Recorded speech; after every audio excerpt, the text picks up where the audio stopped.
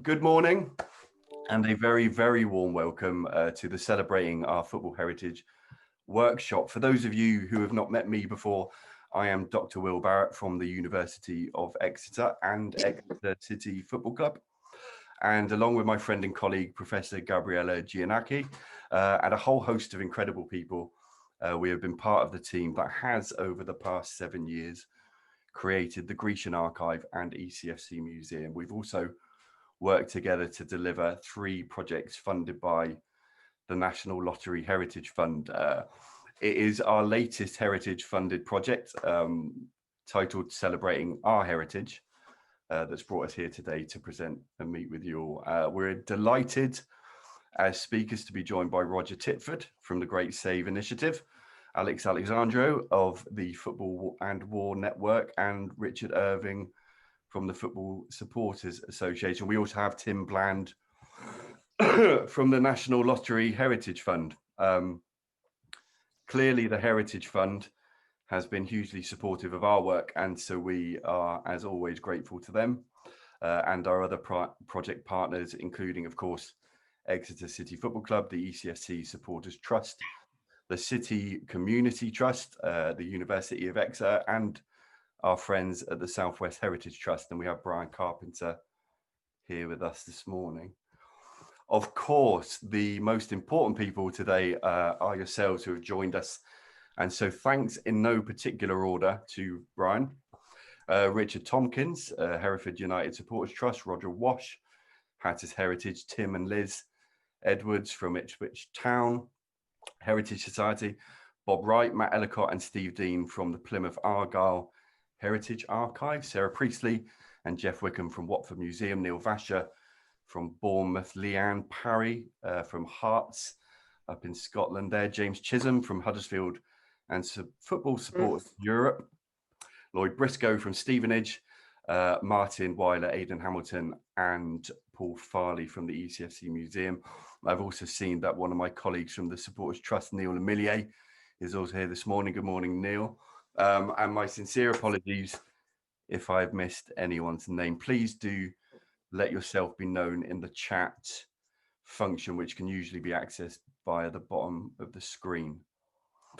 The chat function will be of particular use during the session today, particularly for the 2 discussion sections of the workshop. So if you have a question that you would like to ask one of the speakers, then please do let me know in the chat who you would like to address your question to. Also, if you would rather I ask the question for you, then type in the chat with an indication of who you would like it addressed to. Now, I won't be rambling all morning, and time is of the essence, as when dealing with sporting history and heritage. 2 hours is precious little time to explore the myriad issues, themes and narratives that come with a subject that often goes well beyond the beautiful game itself. Nevertheless, each of our speakers today will provide us with an illuminating view of what has and can be achieved in this field. And so should any of you in attendance wish to briefly share your own work and experience, there'll be an opportunity to do this in our final discussion. Again, please do indicate in the chat if you would like to do this.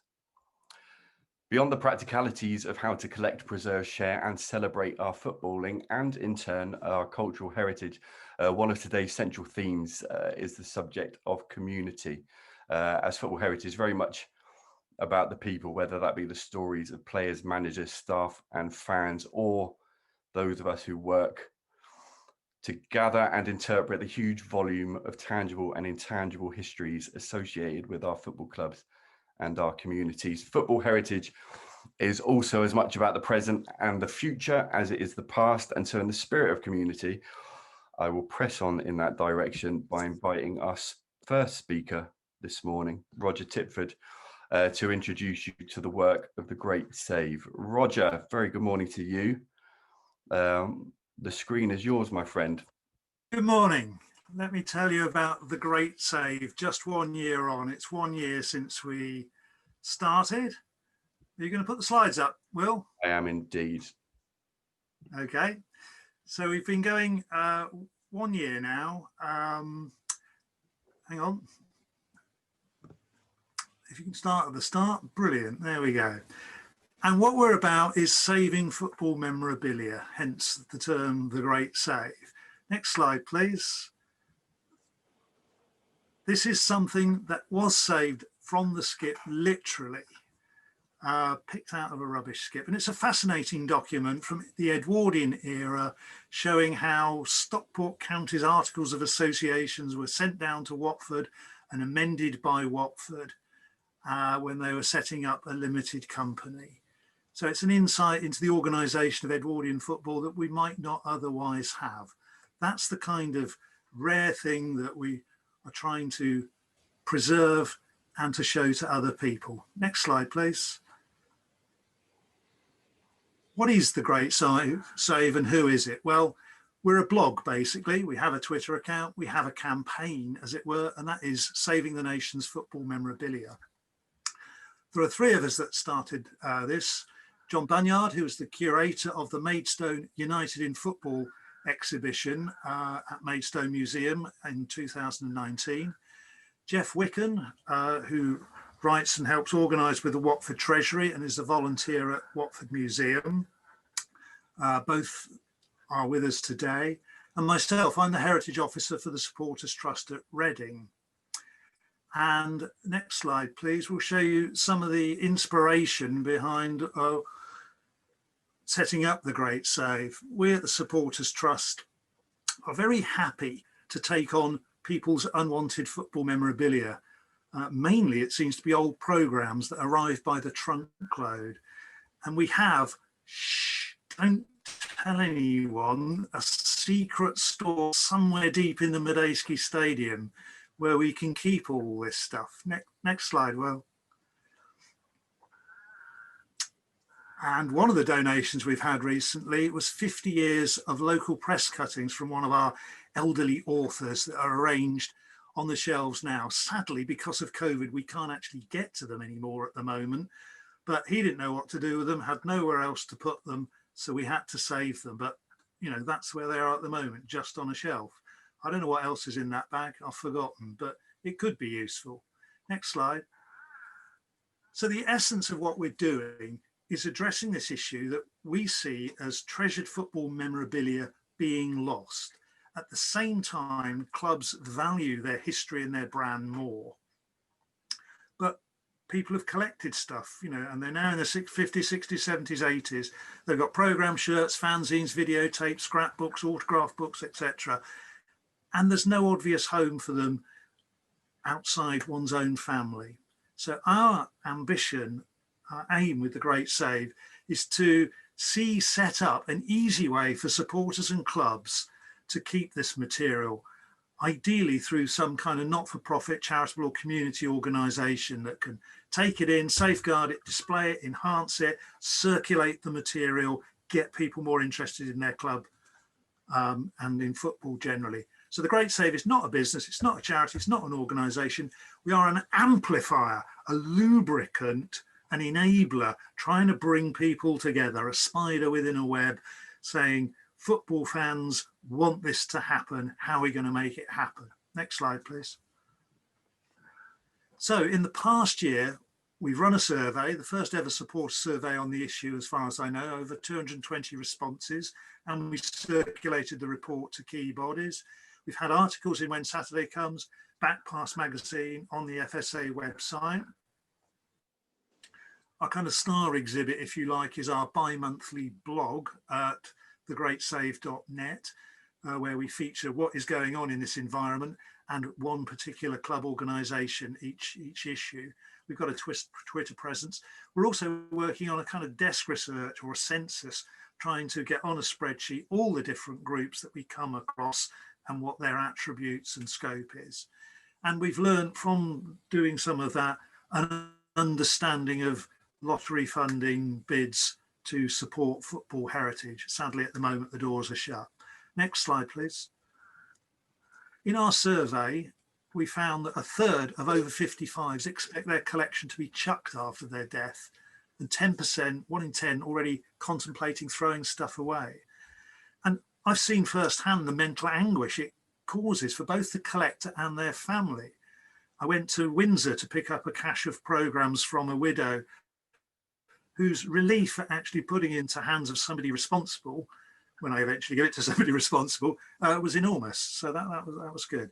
Most people think there should be a willing recipient out there, whether it's the football club, the supporters club, a museum, but it's a vague hope. They're not planning, and there's nowhere obvious to go at most clubs in the country. Yet the majority of the respondents in our survey wanted a body either run by a fans organisation or jointly between the fans and the football club, as already happens successfully at a small number of clubs. Next slide, please. So what else we've learned is there's plenty of formal help out there, but it doesn't really have a football focus, and people offering it are quite often diffident people who will say, here are the documents, but not take you further. We've learned there's somewhere around 10 to 20 organisations in football already doing good work, but there are different types of setup, whether they're a community interest company, a charitable trust, whether they're web only. I know there are different digitisation strategies out there. I know somebody from Huddersfield is on the call today, as our Exeter, with very different strategies there. We also have found it rare that anybody's got a physical object strategy. There's still too much in cupboards here and there. And we've learned that football programmes are actually the least of our worries. The stuff is overflowing. But there is a desire for a national football library, for somewhere for people to donate collections of football books and magazines. And we've tried one or two academic institutions on that, but they haven't bitten yet. Next slide, please. We've encountered barriers, COVID obviously, which has prevented personal interactions over the past few months, but also it's depressed the saliency of this as an issue. You know, it's hard for us to talk about it as a crisis when there are so many bigger crises around at the moment. But I think we've also had lower levels of engagement by recognised authorities than we might have expected. There is, we feel, a bit too much formality and not enough enthusiasm in the wider heritage community, the formal heritage community, and an unwillingness to encourage different approaches to this. And the advice is, as I say, very dry at times, very pro forma, not easy to digest, and hard to find the starting point. It's hard, it extends to human remains, what to do with human remains, which you kind of think, hang on, I just want to sort out a few football programs and some scars, but don't really want to deal with somebody's skull. Next slide, please. What we feel is needed now and next, so this is our kind of 5-point action plan, if you like, to update the census of organisations currently in this space. And I learned of one more at the Sporting Heritage Conference last fortnight. Somebody at Bristol Rovers working on something there that I didn't previously know about. So we can make these connections between people. And it'd be very useful to produce a flow diagram of how you go about setting up a body and what the different kind of bodies represent in a very simple format. We can do that. We can expect, I hope, help from other people on that. We're engaging with the Football Supporters Association. Richard Irving is also on the call here today, and with other national bodies, so that we can get to a more simplified and accessible, if you like, fan-friendly rather than heritage authoritative approach to the material. And then we would like to publicise the solution and help create some kind of helpline access to it. And we'd like to work with the Football Supporters Association or anybody who's got a far, far bigger footprint than the Great Save to make that available to people. And finally, I think there is still a need for immediate action for collector groups. People are sadly dying off. The material is disappearing into skips as we speak. So to make it easy for people, more bite-sized, on the next slide, we'll explain a little bit more about that, how to take it bit by bit, how to go about organising a club-based archive without starting at the very top and the theoretical, because it can be intimidating to have a wide range of 20 different things you need to categorize and so on. So I'd like to enable people out there, fans out there, to make a start without having to think they have to do everything all at once. So you get the badge guy, the shirt expert, the autograph expert, which I think can be more motivating and play into individuals' expertise. I think we also have this big issue about physical or digital or both. We are struggling to work out how to do things with physical material generally, I think, and get it displayed. Now, I do know some people on the call today have managed to do that very successfully through touring exhibitions and so on. But we do know museums are overloaded with physical material. But we can pick these things up from people who are already there. And that's part of the point of the Great Save blog, is to disseminate interesting case histories and good practice. Next slide, please. Backwards. Here we go. You skipped the 5-year vision, Will. The 5-year vision, yeah, why not have one? But if we could have a mutually supportive network of club-based organisations around the UK. Scotland is very important in this and has done some very good work at a number of Scottish clubs. Perhaps it can take the lead from sporting heritage in terms of the principles and be sustained by practical help from the Football Supporters Association via its network. So if in 5 years we could have, 100 or so of these organisations, or at least ports of call for supporters looking to dispose of and sell local football club artefacts.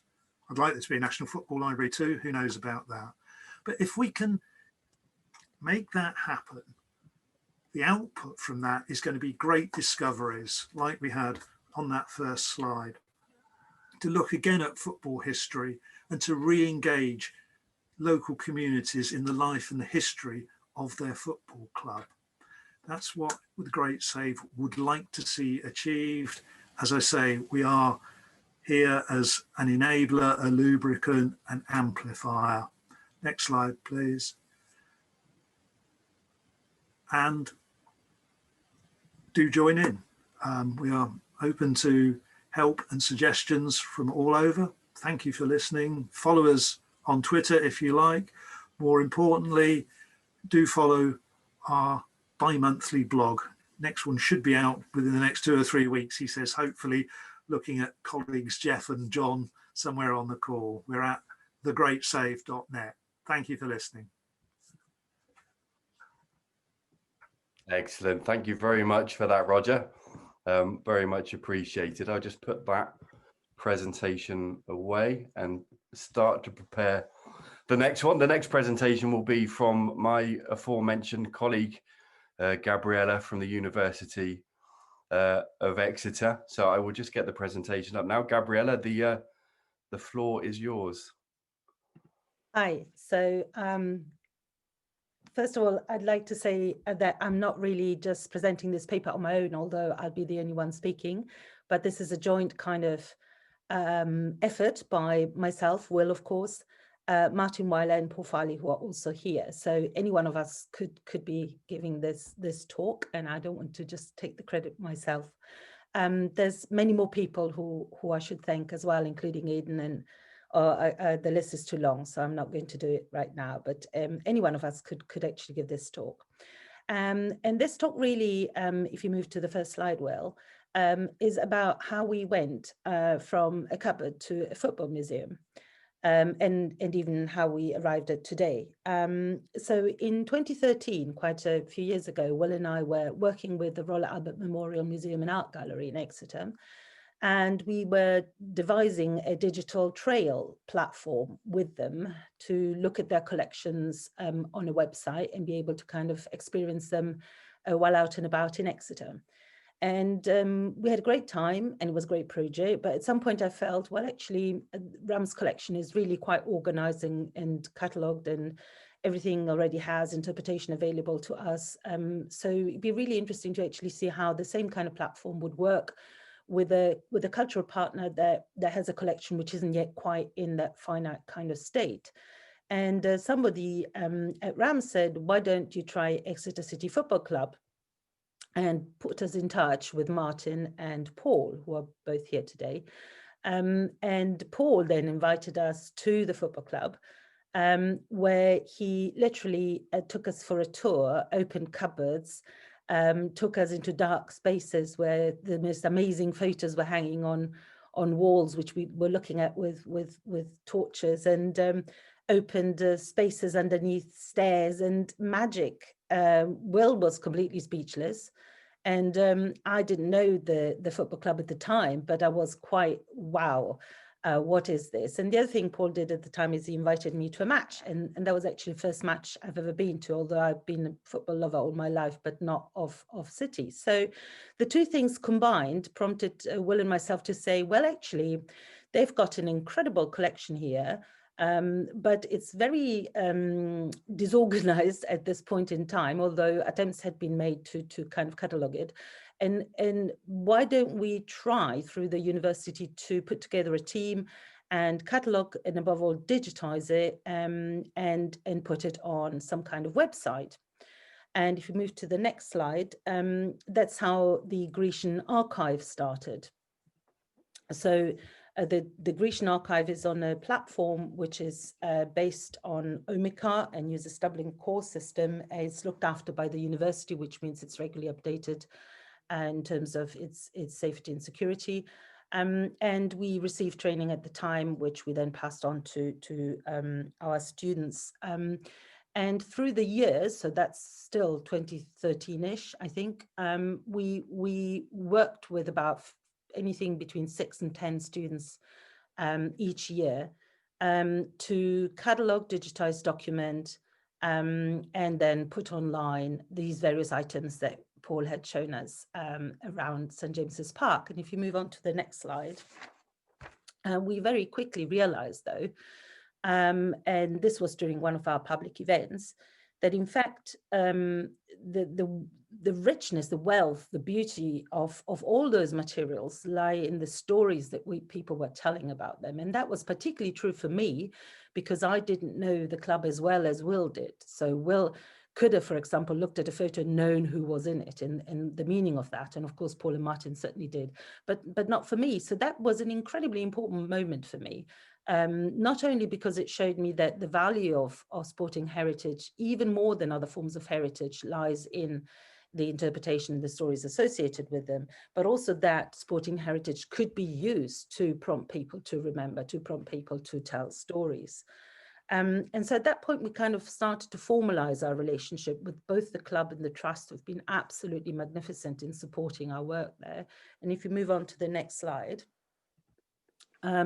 also started to capture these stories in an attempt to become much more organized and systematic at the capture of the intangible heritage, largely because it affected a lot of communities that were of a certain age, and also because we felt that really it was through these communities that we could add more value to our digital archive. And roughly about at this point of time, we also started to understand that there wasn't just one community, the football fans or the trust or the club, but there were lots of different communities, each with their own stories and memories and ways, if you like, of interpreting the history of St. James's Park. If you move on to the next slide, please, Will. So in 2016, we received our first grant from what was then the Heritage Lottery Fund. This was the History of St. James's Park grant, largely because at the time, one of the stands was coming down. This was a stand that was very much loved by a large community of fans. And we felt that it was really important to try and even more systematically capture the history of that stand before it was coming down. At that point in time, we also started a fantastic conversation with the Southwest Heritage Trust, and Brian's here to tell you lots more about it later, which meant that our students were not only trained by the Humanities Lab at the university, but also could start being trained by the experts at the Southwest Heritage Trust. And a lot of the objects also moved from the club to the trust so that they could be very well preserved and cared for and looked after for future years. Hence, our website became even more important as a kind of point of call. If you move to the next slide, please. At that point, people started to talk about us, I think. The website had reached a certain capacity. There were lots of students around, and people started to come to us and say, what are you doing? Can you tell us a bit more about it? And among these people, luckily for us, were a lot of collectors and donors. And so suddenly people started to bring more and more items to the club. At the same time, the club started to go out to various places and meet people there. And literally at the Respect Festival, people who would arrive with, hey, you know, we know you're doing that, and here's a medal, or here's this, or here's that. And in that way, we got hold of a 1914 ball that the famous goalkeeper Dick Pym had brought back from the fantastic tour in South America, but also a season ticket from the club's first season in the Football League 1920, and other fantastic objects like that. And in that sense, we suddenly started to feel, actually, we are beginning to have a collection here, which is really significant. We should think about, oh, should we think about actually becoming a museum? I think we had that thought and we thought, no, we can't do that. And then we thought, well, actually, why not? We should try. Why don't we try to do that?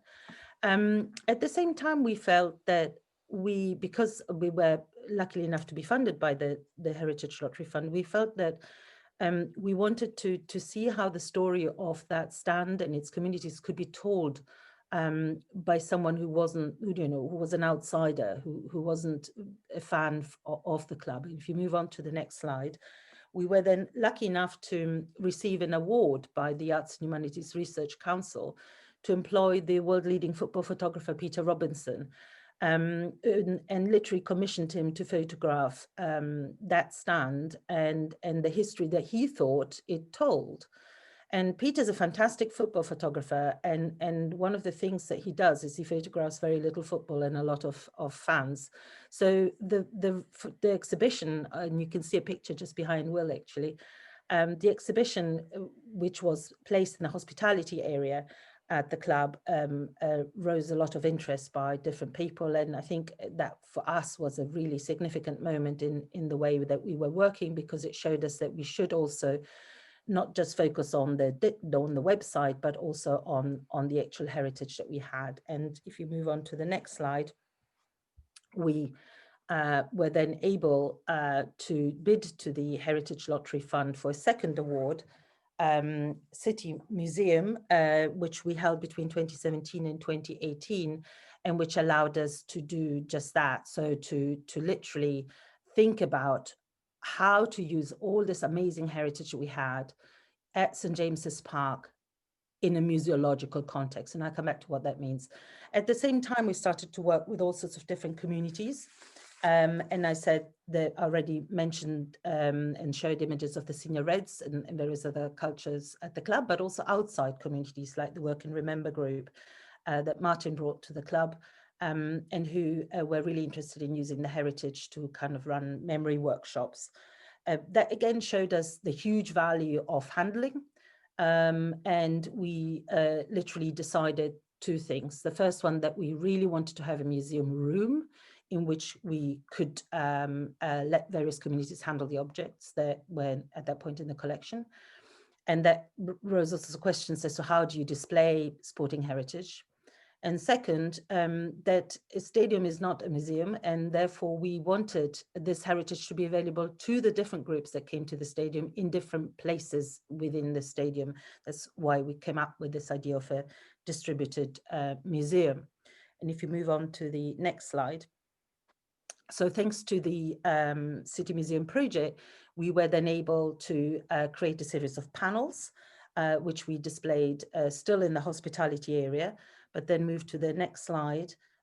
Also decided that we needed to occupy outdoor spaces that fans were passing through.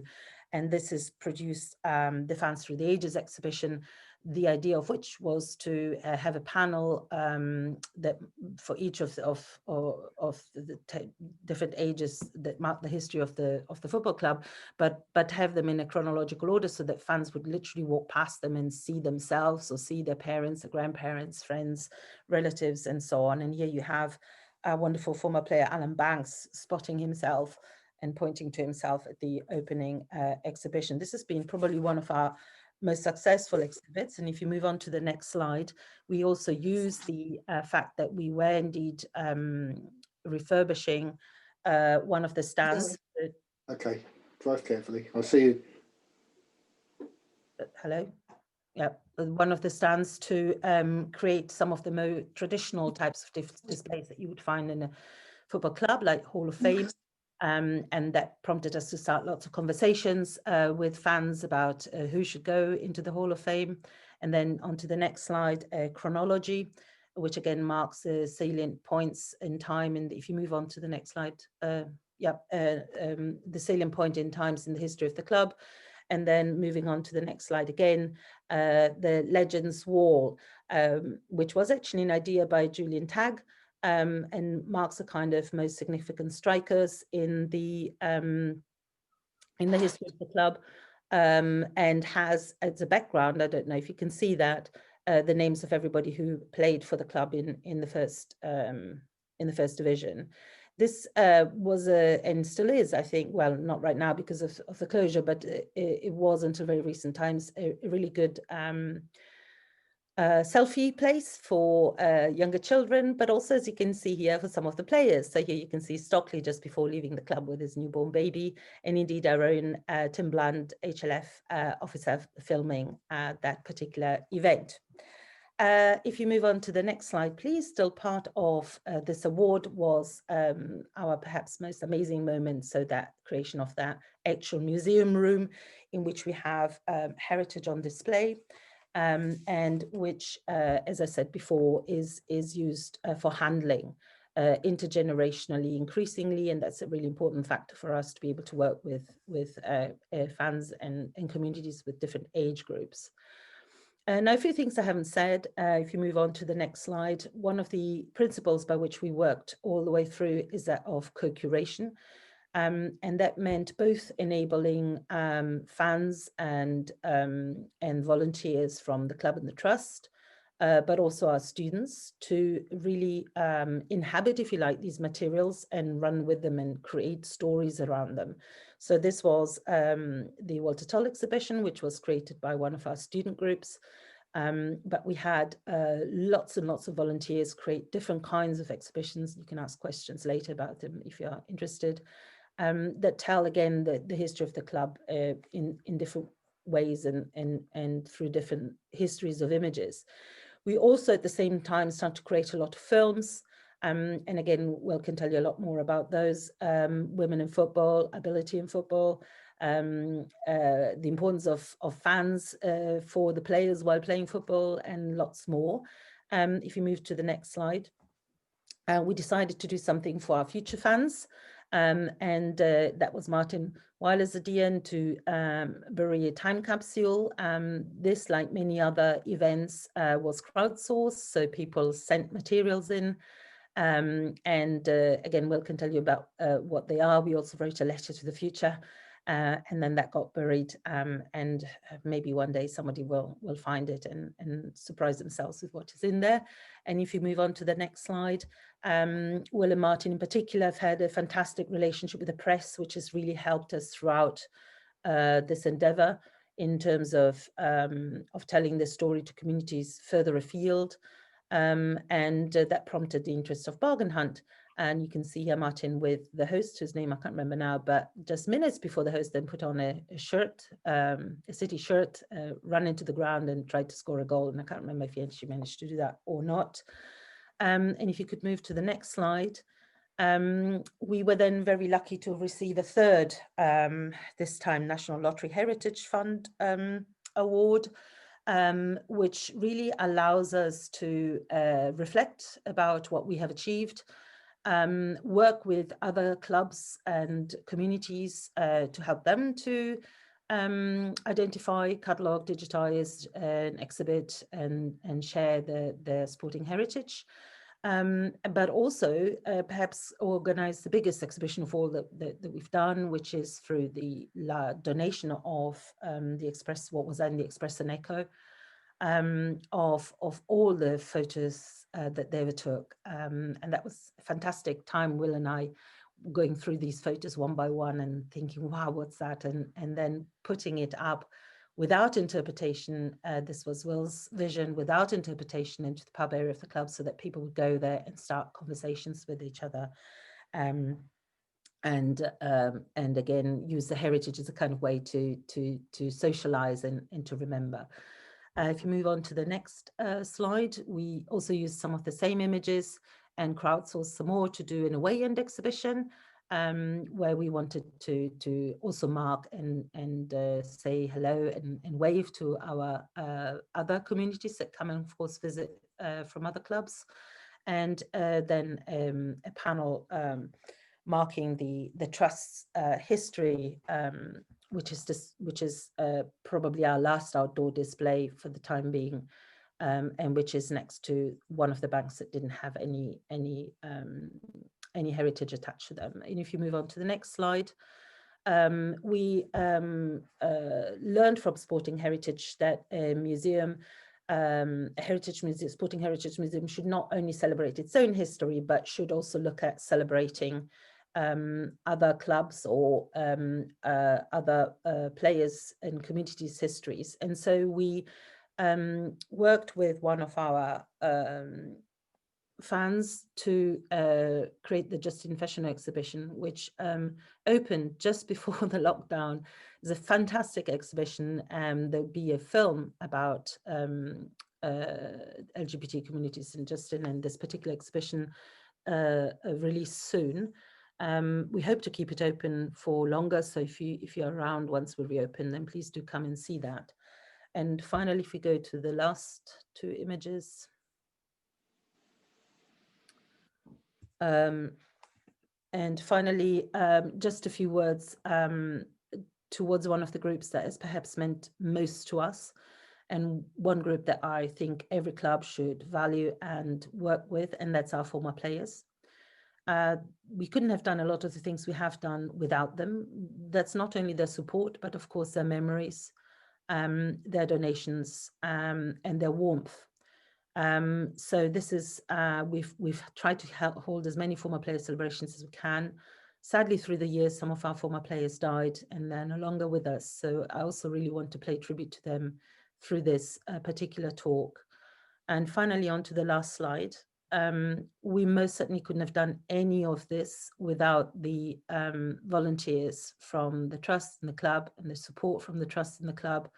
And my biggest piece of advice, if I could give any, and I think Paul and Martin and Will would probably share that with me, is to have as good relationship as you can with them, as a kind of first step in anything that you do within this context. I think I've said everything now, so thank you. Thank you, Gabriella. It always amazes me how you managed to get through almost a decade of work in such a short space of time. If you just bear with now while I bring my screen back. Here we are. There we go. I'm just going to pick up on a few threads there just to conclude on that and to contribute myself in a small way. Gabriella talked about the Peter Robinson exhibition and mentioned a photograph behind me, which is just here. One thing to note about Peter's exhibition is the title that we gave it was Looking at Football, but you actually only see a football in two of the images, and one of the images is in my house at home, obviously. So I've taken one of the footballs from the Looking at Football, but the point was that's what our work really is about here. It's, while football is obviously a central theme to everything we do in Football Heritage, our work very much focuses on all of the things around it, the architecture, the people, the themes, the culture, and all of those stories to give that kind of extra depth to that work, that extra value. And that's why Gabriella also talked about our films. We've done several films through the years, we did a classic histories of St James Park, which was your typical sort of chronological film, takes you through the history of the club from its foundation in 1901 to what was then the present day, and Paul Tisdale talking about the unique character of the old grandstand and pretty much why it had to be knocked down. But our other films have been on other subjects: disability in football, women in football, very much sporting memories driven, where people would talk about, there's one wonderful story from a guy who was 98 at the time, who talked about in his younger days going to our FA Cup quarter-final tie, which we have had 2 of, but our one in 1931. And he tells the story about how he arrived at the ground and how they were hiding from the truant officer, and he was talked about the clothes that they wore and where they sat, and really he talked very little about the football. And that's a recurrent theme that we get, these kind of little bits of historic culture that would otherwise be lost. Another note: the presenter for Bargain Hunt is Eric Knowles, and it was me who he stood in goal.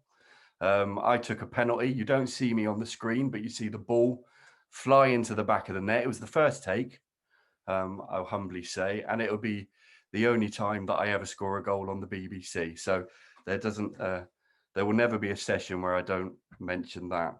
But on a more serious note, Gabriella did allude to it. People have been absolutely central, whether that be our student volunteers or fans of the club or our various partners. And I really can't emphasize that enough. Gabriella also mentioned our relationship with the press, and never be afraid to celebrate what you do, to talk about what you do.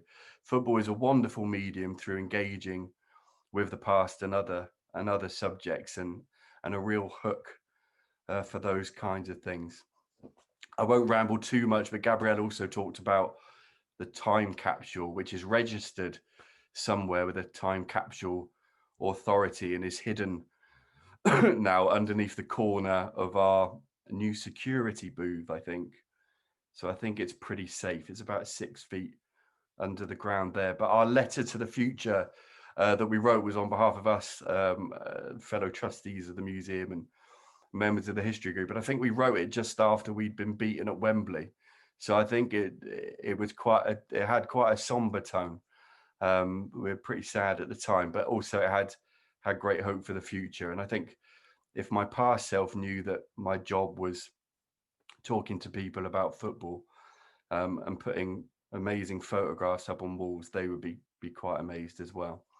So I will stop rambling now, and we will move on. Our next speaker this morning is Alex from the Football and War Network, and also from Solihull Moors Football Club, where he's very heavily involved in another hugely community-driven football club. I'm sure Alex will tell you lots more about that, and I think he might ask me to chip in on occasion. So I am trying to keep on top of the chat, but just a reminder, after this presentation, we will have some of our Q&A sections. So if you have any questions coming up, please just give us a nod in there, and I'll come to you afterwards. So Alex, without further ado, the floor is yours, my friend.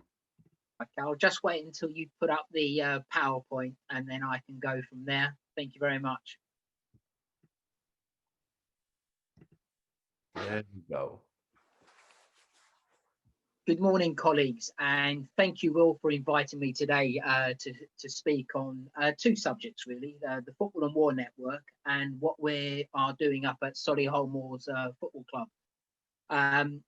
Again, thank you to both Roger and Gabriella for their presentations, and I may well pick up on a couple of the points made in each of those, because there is an overlap between what I'm going to say, obviously, and what Roger has highlighted, and some of the aspects that Gabriella has highlighted as well. Just to give you a little bit of background to myself, I am originally a historian, and I'm also obviously a football lover, but I'm also an educationalist as well. So I'm quite lucky. I'm a freelance academics and educationalist, so I get to work in many different spheres, which has helped my work that I'll highlight this morning. Will, can I have the next slide, please? Okay, the Football and War Network has been going officially for about 5 years. How did it come about? Well, I love my football, I love my history, and I love reading. And the more I read around football, and particularly the early part of football history, the more connections I made between, for example, the British Army and football, obviously the 2 world wars.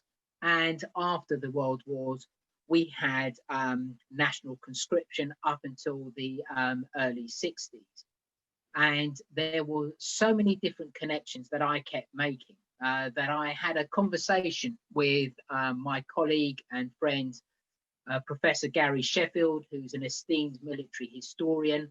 And literally, it was the usual back of a fag packet, even though neither of us smoke, that we started to put together the germ of an idea.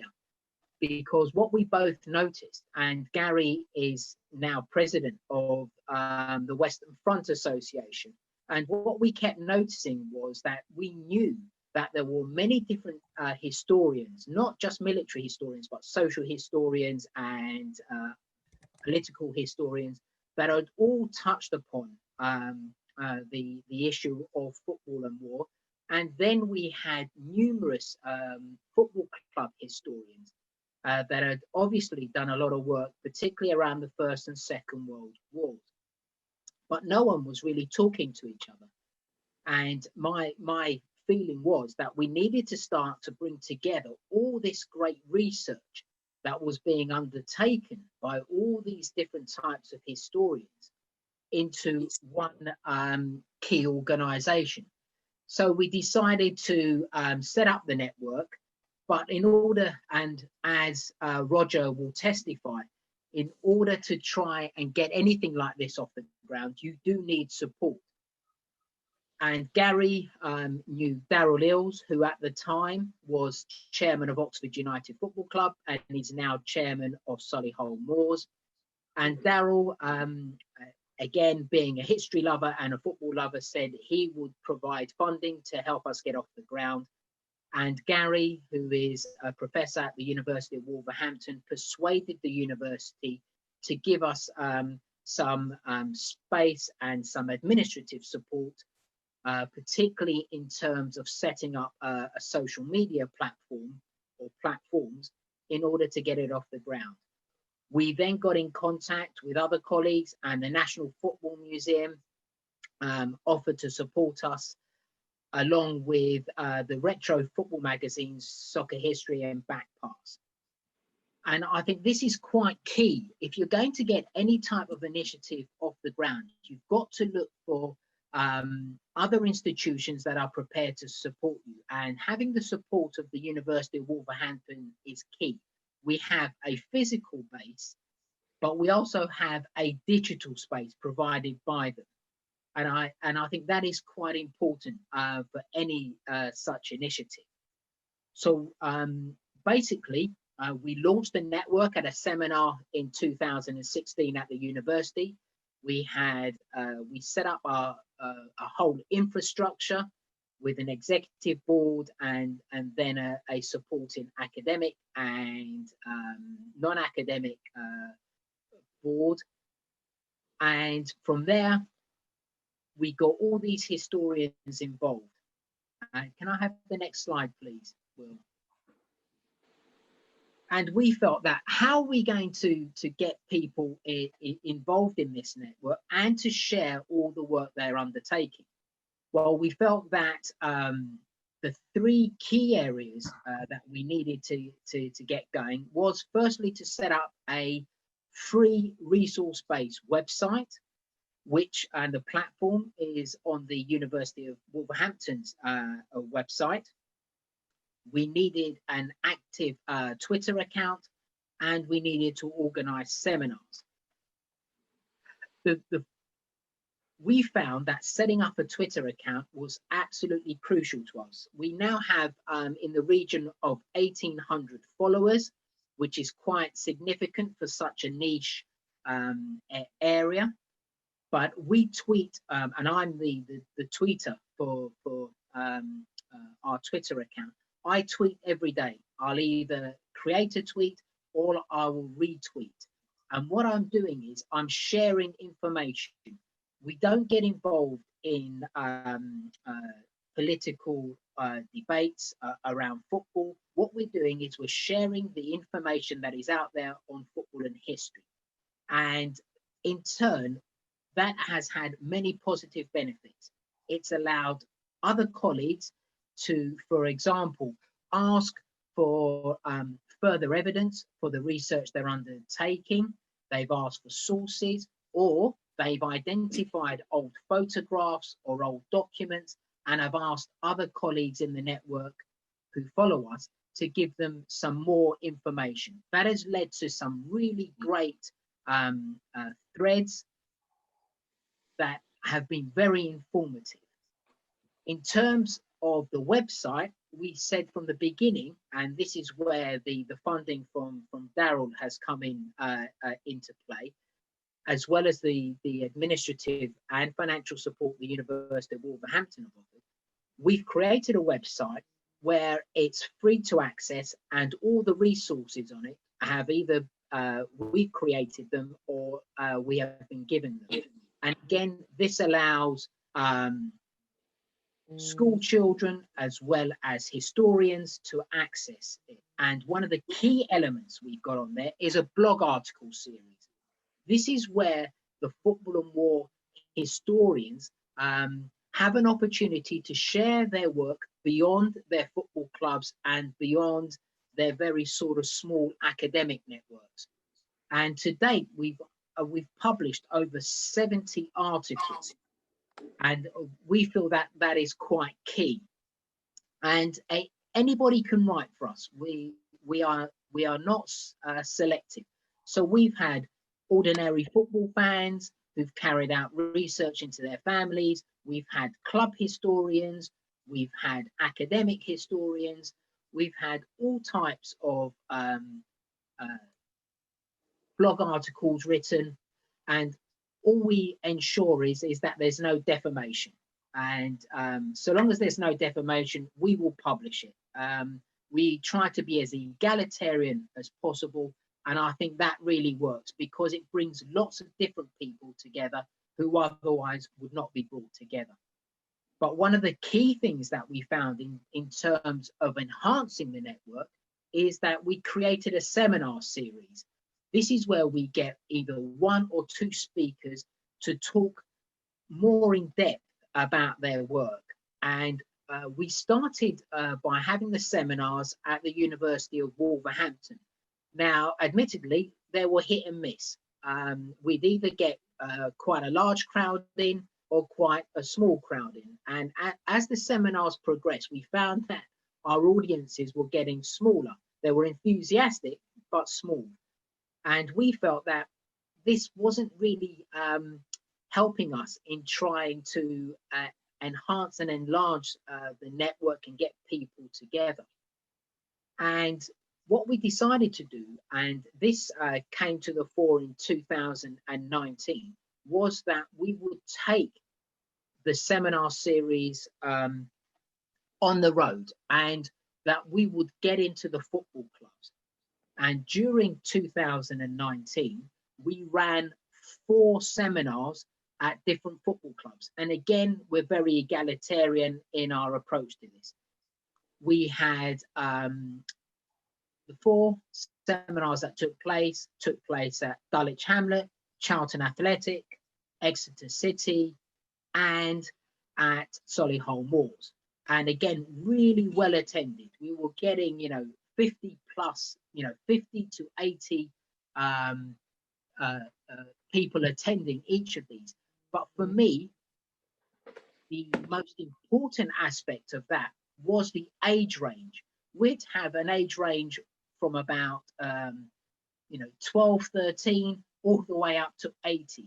So what this was doing was creating a community feel within the football clubs and within the network in terms of the generations mixing and then not only learning from each other, but talking to each other.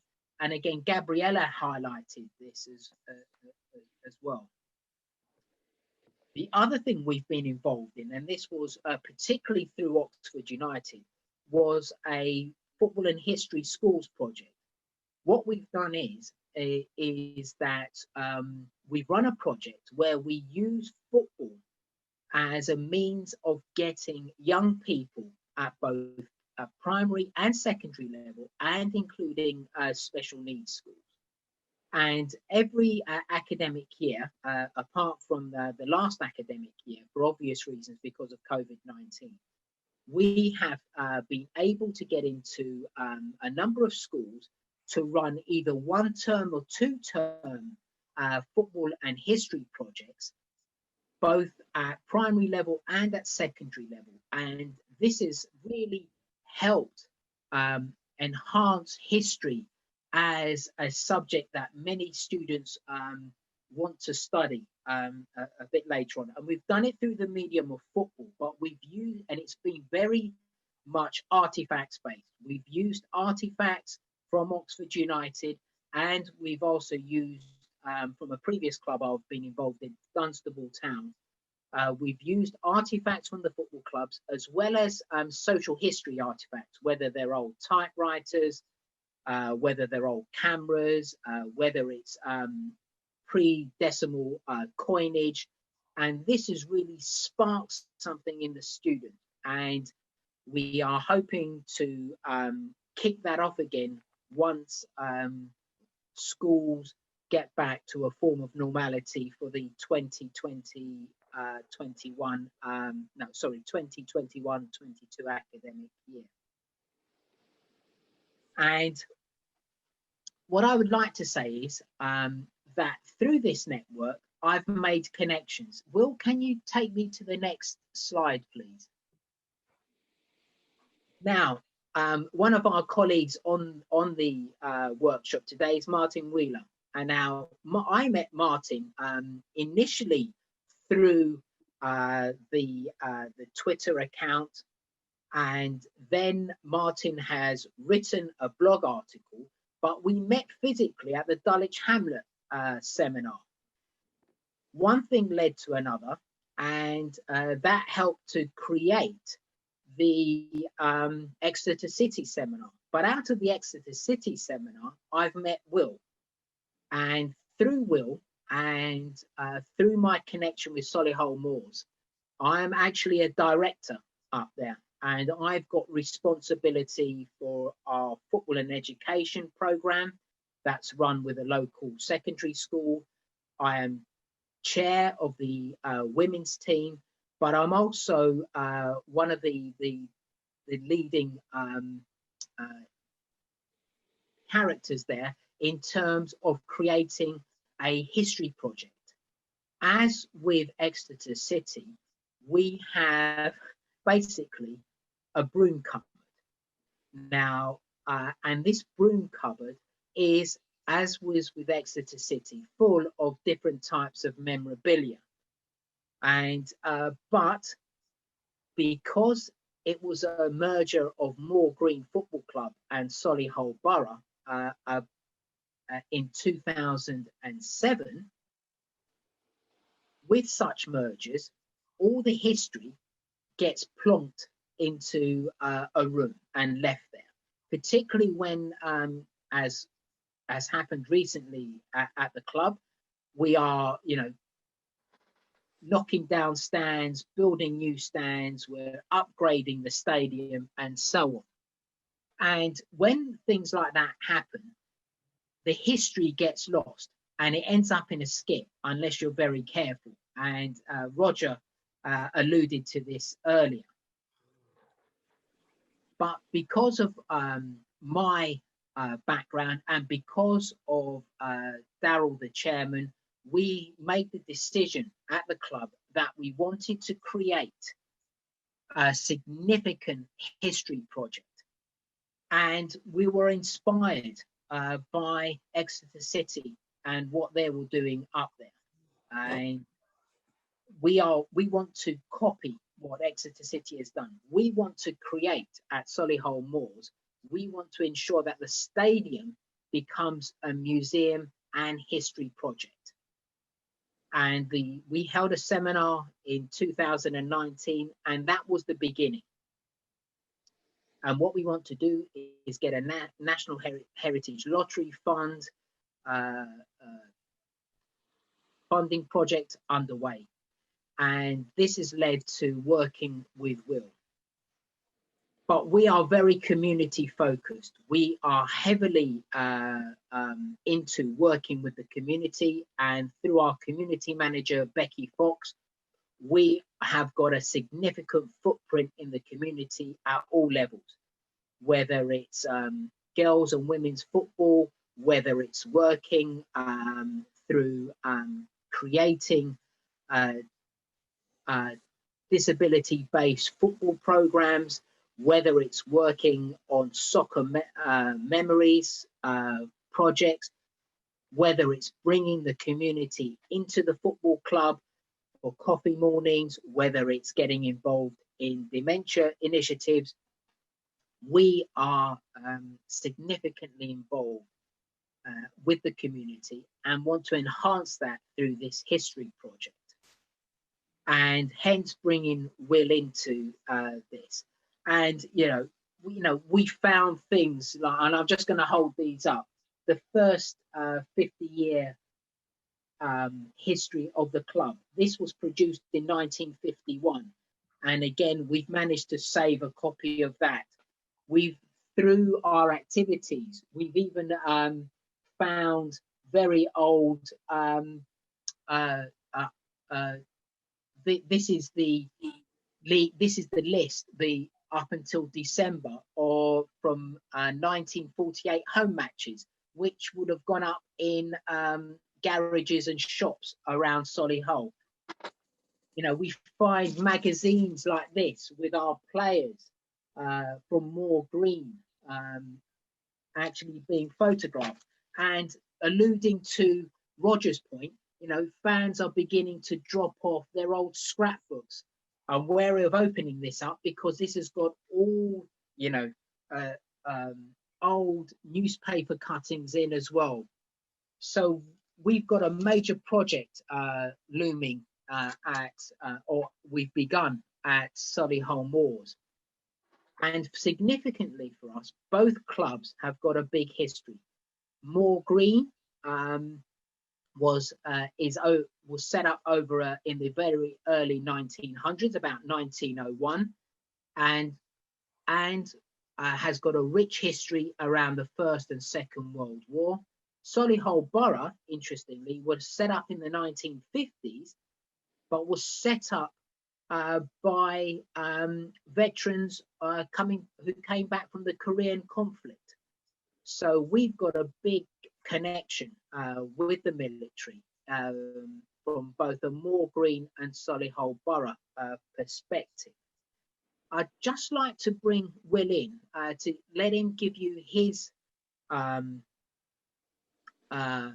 take on what we're trying to do, because Will has visited the football club recently. So, and as Will has put up there, these are the two, you've got the website details of the Football and More Network, but you've also got our Twitter handle as well. Will, I'll hand over to you. Cool, thank you, Al.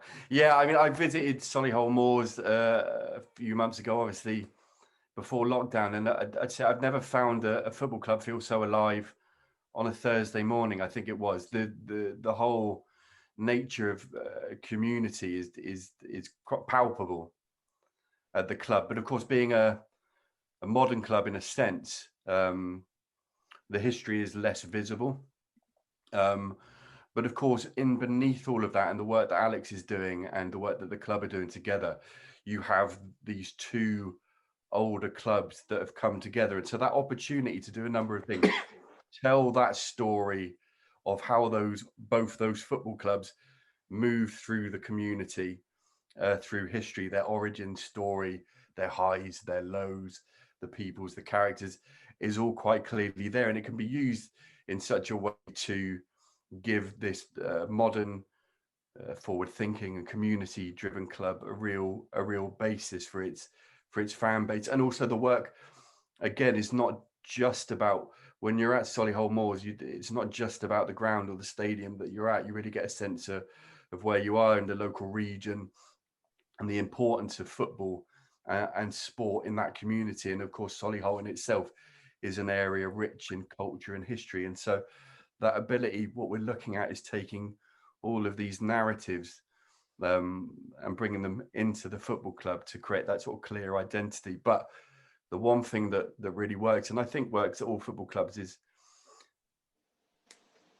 Alex has shown us some of those tangible objects there that he's brought as visual aids, but the community itself and those fans will be able to give that extra layer of meaning through their stories to those objects, certainly involving people in that process to share their stories.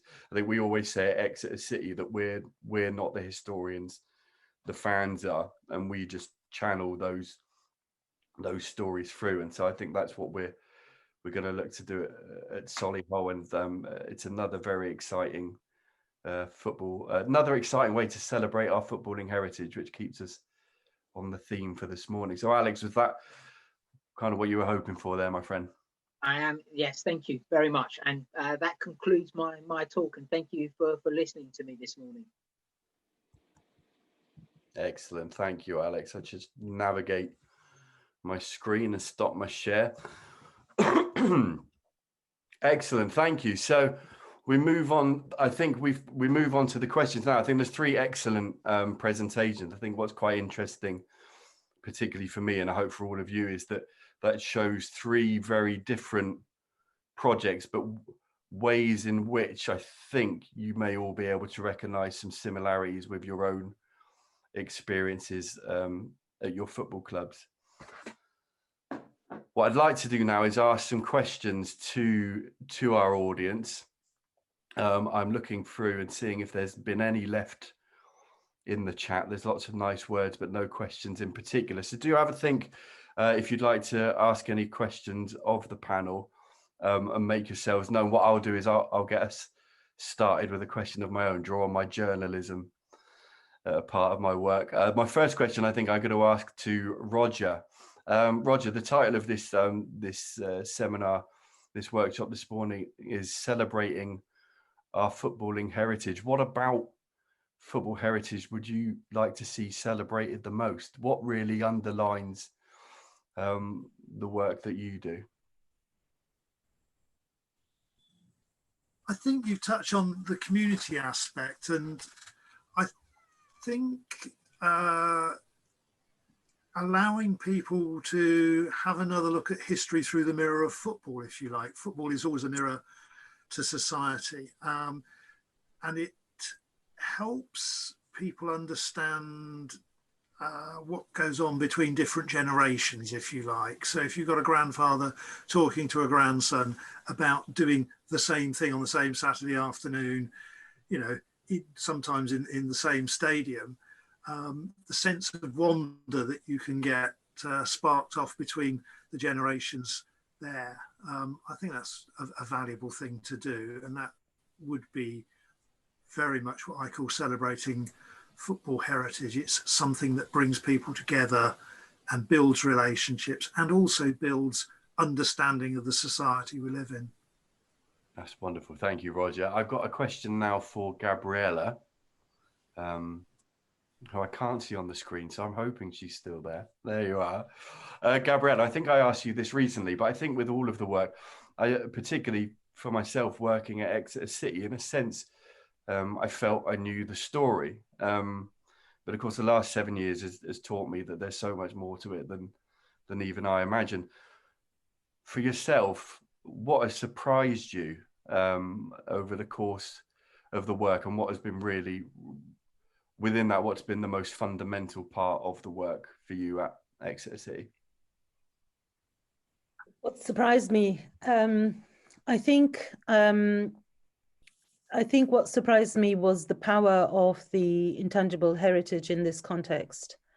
and the way that the communities helped us to gather that intangible heritage and then co-curate it and share it with other communities. I've obviously worked with heritage before, but never with heritage which is so deeply grounded in that. And I've learned from that to also look at other forms of heritage in this way.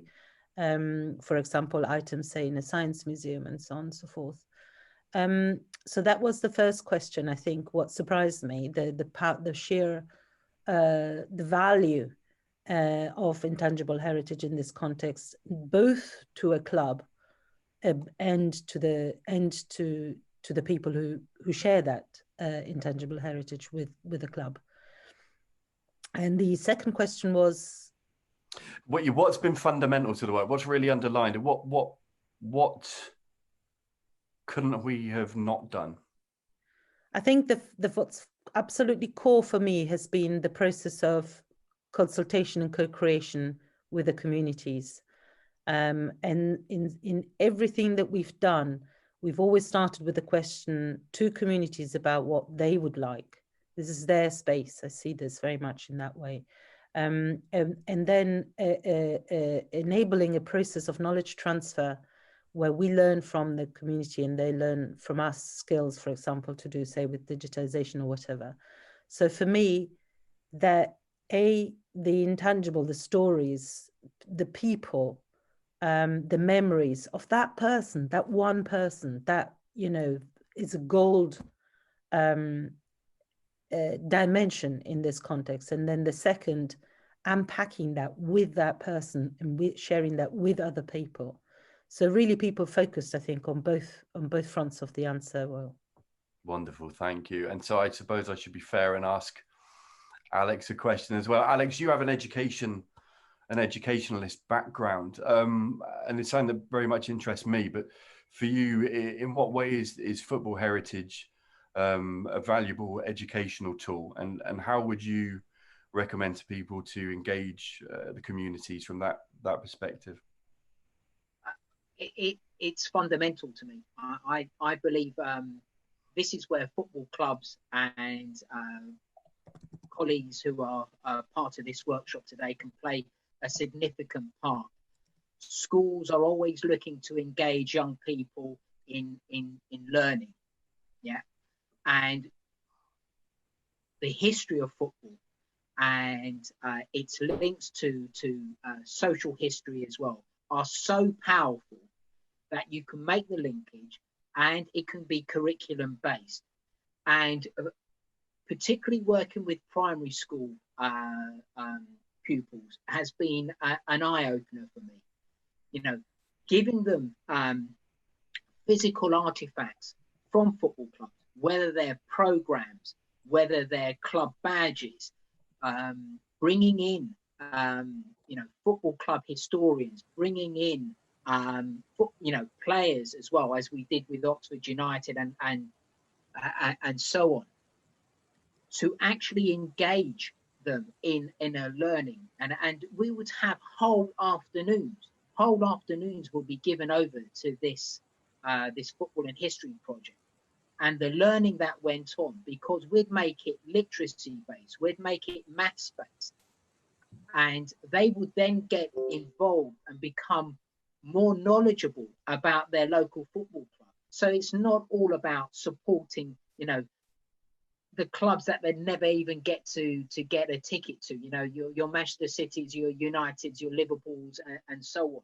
It's actually engaging them, not only learning, but actually wanting to be part of their local football club. And I think that's fundamental to anything that you do around football heritage.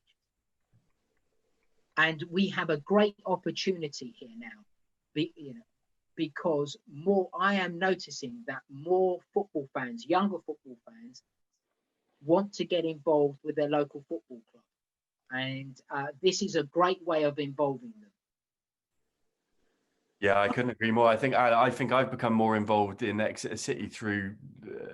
I've become more tuned in to supporting the club through learning about the history than I have been through the football itself, which and maybe that's just me, but I think there is certainly a case for that more widely. I'd like to add just a particular observation on that, how it changes down the generations, as it were. Reading Football Club is coming up to its 150th anniversary season, 2021-22. I was supporting the club when on its 100th anniversary. The only thing that was done was a supporter produced a first day cover. There was no kind of football heritage or attempt to connect with the supporter base about the club being 100 years old then. And now it's very different. And I think what you've done at Exeter has been amazing in engaging so many people. And, you know, they turn into supporters who turn up on match day as well. So I think our 150th anniversary is an opportunity for us to, you know, reconnect. I'm speaking with my star hat rather than my great save hat here, with our community in a way that wasn't done 100 years ago.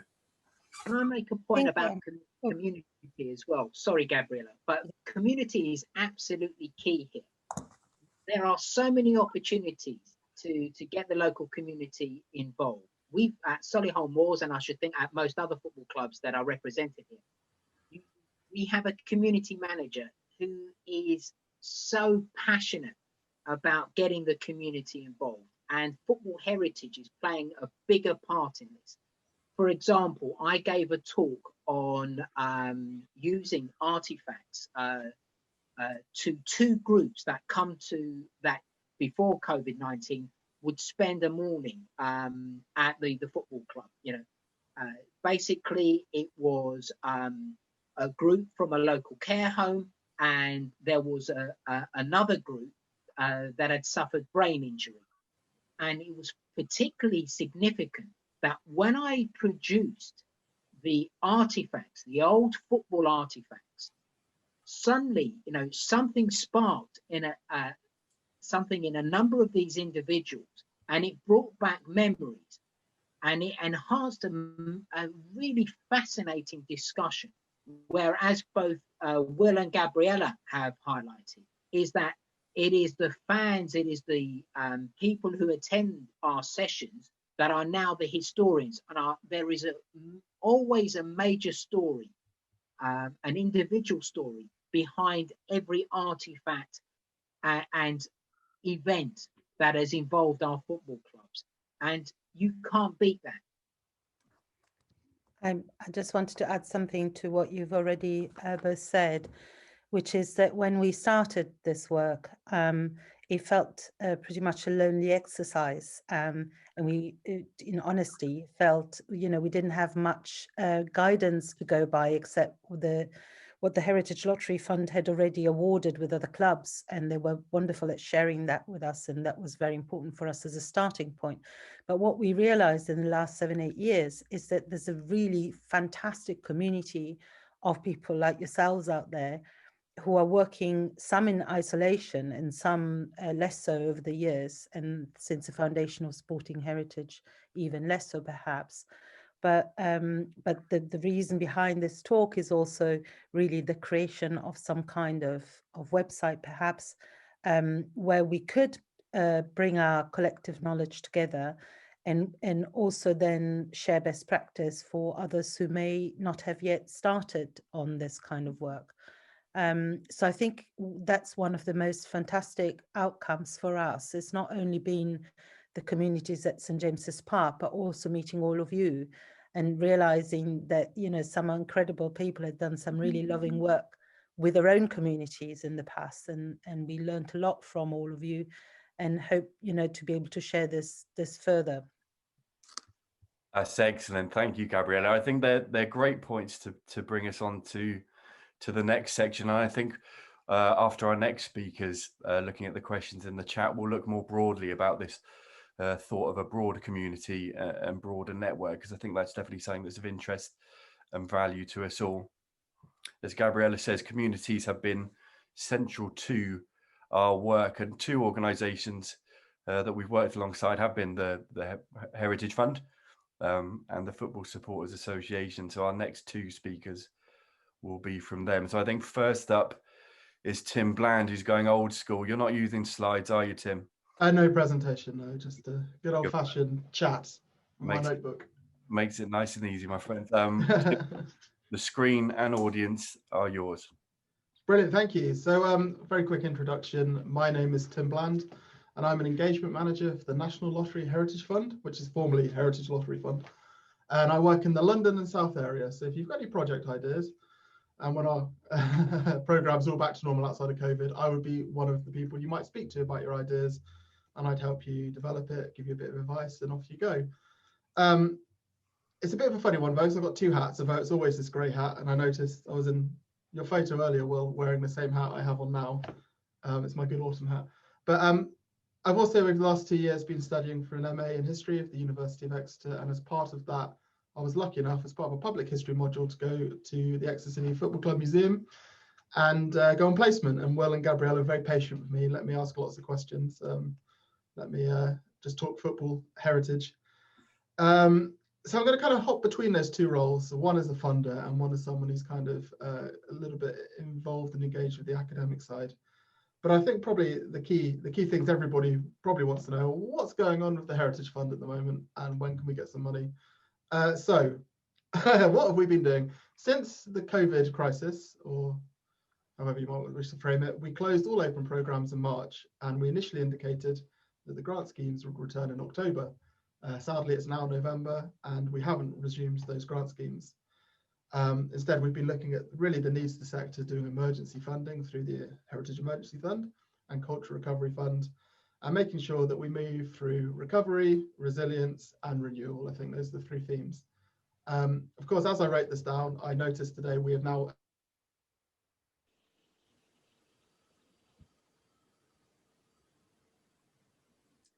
Have we lost Tim there, or is it just me? No, we've lost Tim. We've lost Tim. Okie dokie.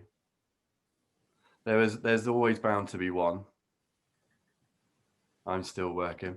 Richard, shall we move on to you and hope that we can get Tim back in due course? And I'll give him a call offline just in case he's speaking to a dead screen. Should we go that way? Yes, certainly. No problem at all. Excellent. So ahead of schedule, everyone, this is Richard Irving from the Football Supporters Association, who will introduce himself, of course, in full to you all. I just get the slides up now. Richard, all yours. Thank you very much, Will. Good morning, everyone. As Will says, I'm Richard Irving from the Football Supporters Association, and the slides should be with us in just a second.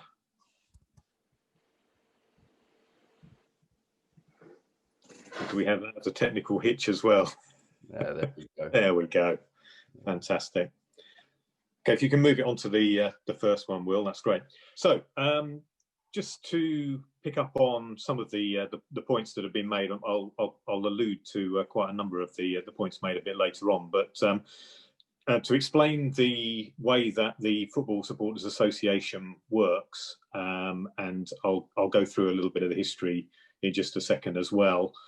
When we were set up around well, nearly 2 years ago now, the organisation had a number of networks for which a number of network managers were appointed. I am one of those.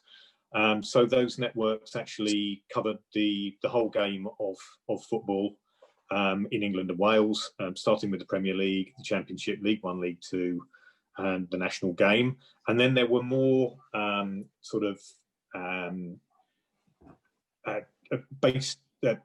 networks based around different activities and different areas of the game. So my own network is community-owned clubs. Community-owned clubs I'll define a little bit later on. We have a network for Fans for Diversity, which is organisations that work within all areas of diversity within the game. And then we had more slightly different organisations, as in associate members, which are blogs and websites and those sorts of things, and the chance for individual members to get involved as well. They all form part of a national council which then forms a board of the organisation. There's also now a women's game network being proposed, and that goes to our AGM next month for approval. Next slide, please, Will. So the organisation itself was formed in January 2019 as a merger between the Football Supporters Federation and Supporters Direct, with an aim to really unify all football fans, as previously the FSF had focused on matchday related issues, whilst Supporters Direct, who I worked for, had focused on the governance of the game, setting up of supporters trusts and supporter-owned clubs as well. Just since we've had the merger and bringing together both organisations, we now regularly participate in all-party parliamentary groups. We're regularly interviewed on online and broadcast media. You'll have seen perhaps things around Project Big Picture recently, where a number of my colleagues were in front of the broadcast media. And we now hold regular meetings with the leagues at all levels of the game within England and Wales. Next slide, please, Will. Word that's come up probably the most this morning is the word community. Excuse me. I manage the community-owned club network, which is actually, some of you may be fairly surprised to hear that there are actually 44 clubs within England and Wales that are community owned at this moment. Definition of community ownership is if the supporters trust or supporters in general own more than 50% of a football club, or have shares to that value. So there's 42 clubs in the English pyramid and 2 within the Welsh leagues. Many of you will know that there are 3 EFL clubs, Exeter City being one of those, for which obviously we've heard a lot about today. AFC Wimbledon won, very much in the news last night, moving back to Plough Lane last night, and Newport County as well. And there are in the lower reaches of the pyramid, so from step 1 of the non-league, former league clubs such as Wrexham, Chester, Scarborough, AFC Rushden and Diamonds, and as of the summer, Bury AFC. So we have quite a number of high-profile members, including AFC Wimbledon, obviously, but FC United and Manchester, my own club, Lewis FC, and Clapton Community Football Club, who've been very high-profile over the past 2 or 3 years previously. And this is one area that obviously is proves to us, we believe, that the model works, is that a number of community-owned clubs have gone back into private ownership because the supporters, in our belief, have done such a good job in reorganising those clubs, in the majority of these cases anyway. And so the clubs that have moved back into private ownership include Portsmouth, Brentford, Wycombe Wanderers, Northampton Town and Notts County. Will, the next slide, please. So thinking back to all of that's been said this morning, how can we as an organisation and our networks actually help with the gathering together of memories, memorabilia, etc.?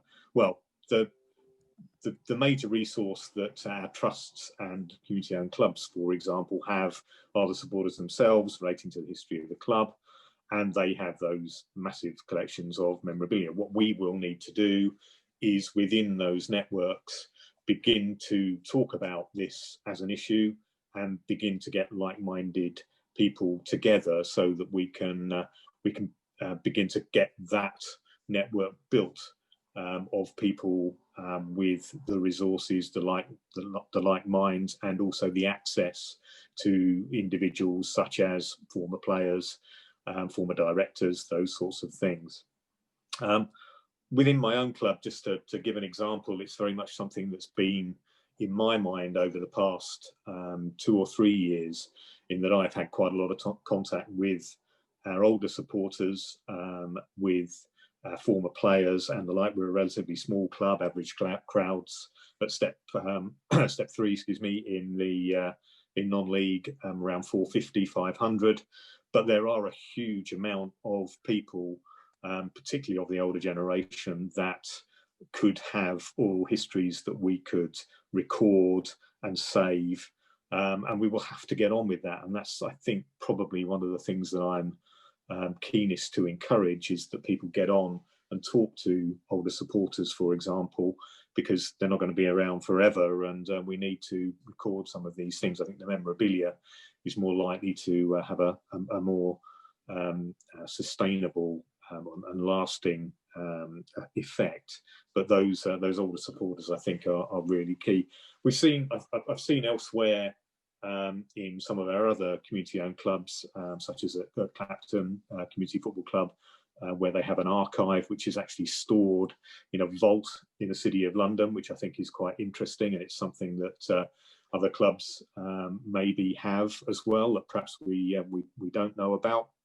And it's just looking at the various ways that all of this information is stored, where it's held, etc., and how we as an organisation can perhaps bring all of that together.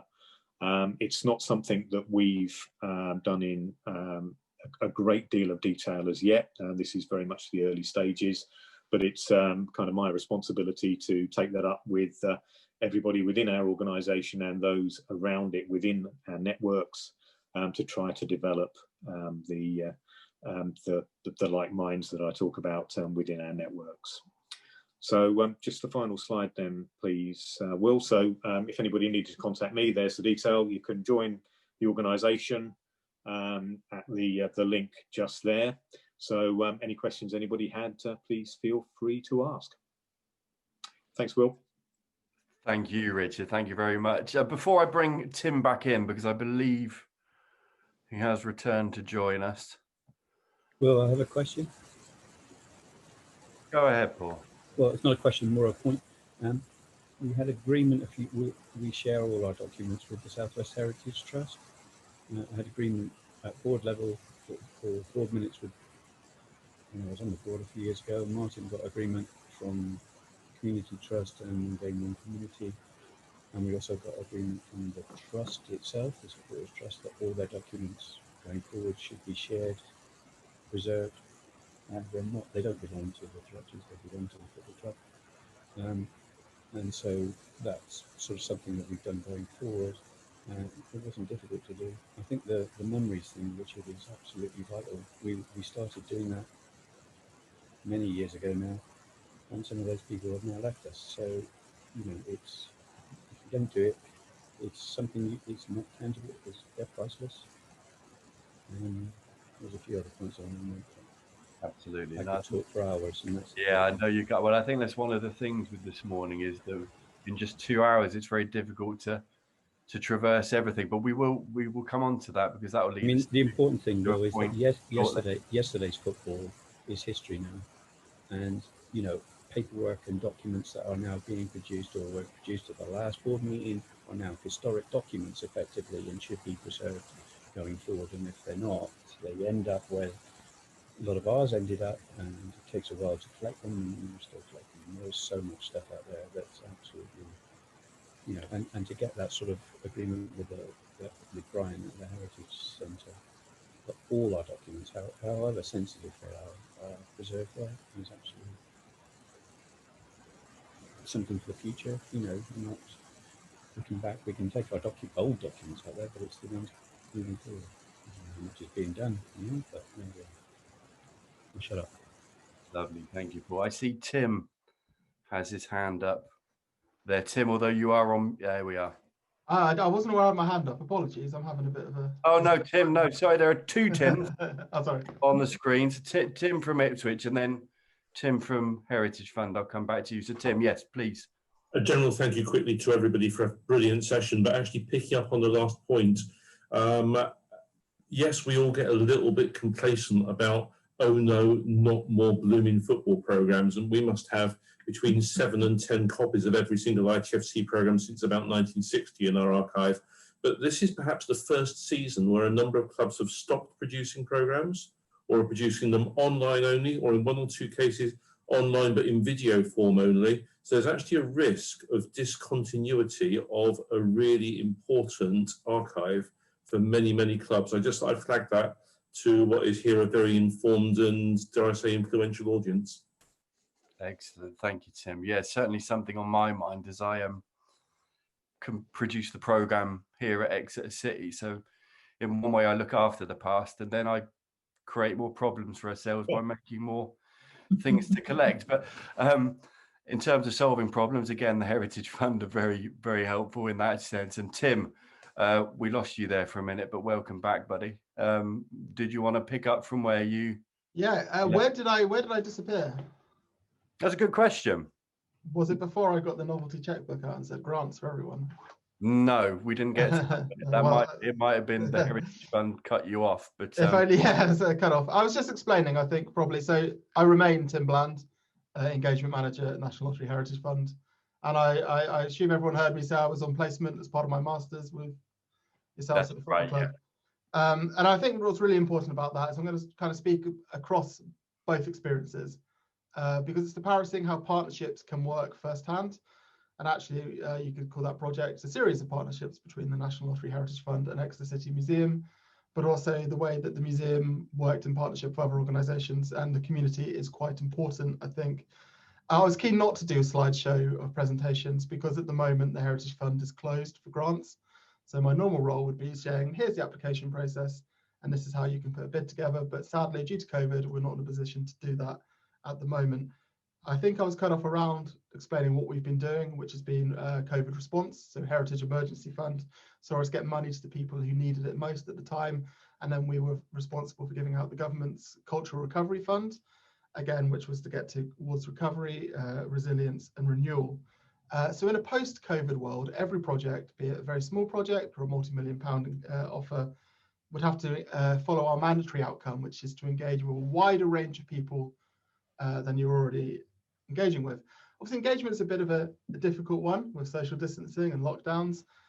So really, it's a kind of a crystal ball gazing about what it might look like in the future. But I suspect we will have to find new ways to engage. And I think that's a really natural thing that kind of lines up with what we've been talking about today. It lines with this idea of community. So for us at the Heritage Fund, I always think that engagement with the community is going to be really important. Sporting heritage is a really good way to, explore football heritage, but also a whole host of things alongside it. Personally speaking, and looking at the way things are within the fund, I think there's going to be an increased emphasis upon diversity and inclusion.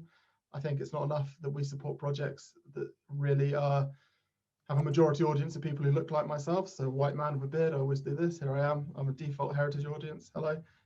We've got to get more agile in how we engage. And football, sporting heritage is a great opportunity because that diverse and inclusive work is happening because the football audience itself is ever diversifying and ever more inclusive. I think it's really interesting to see this network grow because projects that we fund as a funder, whether you're Plymouth and Exeter or Exeter and maybe Yeovil, aren't in competition. They may be in competition on the football pitch, but we really want to see peers helping peers to, grow a heritage network that is resilient and sustainable and builds upon national lottery players' investment. This is why this is so exciting.